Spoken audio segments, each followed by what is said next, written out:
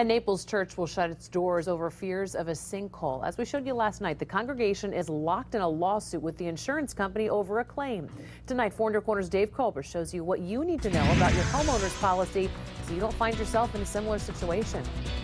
If you own a home, do you have to have any special kind of insurance to cover a sinkhole?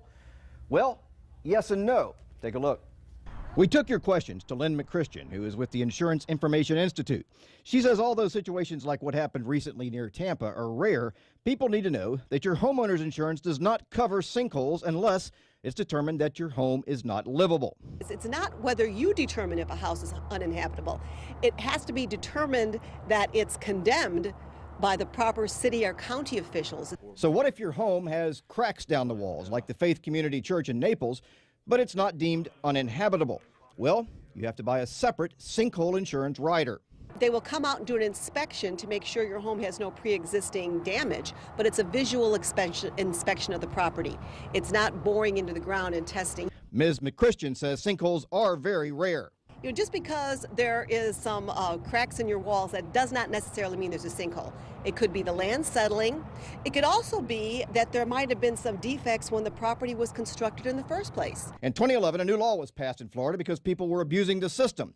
In Pasco and Hernando counties alone, and in 1 year alone, 2009, insurance companies paid out over $84 million in sinkhole claims. But insurance companies collected under $20 million in premiums for sinkhole coverage. A lot of the claims were coming through for cosmetic damage, and people were allowed under the former law to file a claim for hairline fractures, things that didn't look nice but didn't affect the building, and then they weren't required to use their insurance money to make repairs to the building. So the buildings did not get repaired, and people just took the money and used it for other purposes instead of its intended purpose. She suggests that if you're concerned about sinkholes, you should probably call your agent and check into that rider. One other note, the Florida Geological Survey tracks sinkholes all over the state, and prior to 2012, there had only been one sinkhole ever reported in Lee County, none in Collier County. Live, Dave Culver, Fox 4 in your corner. All right.